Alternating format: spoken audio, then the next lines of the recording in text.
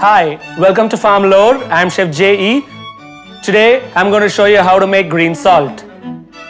It's not hard to find greens here, but to make the green salt, we need to get the combination right. Some fennel bolts, some green chilies for the spice, some gongura flowers and leaves. Key ingredient, moringa leaf.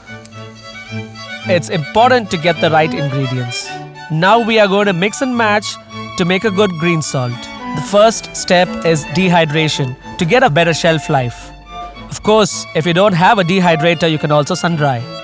Now blend it to a fine powder. Once done, sieve and then mix.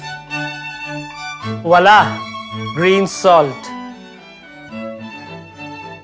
So why did we decide to do this?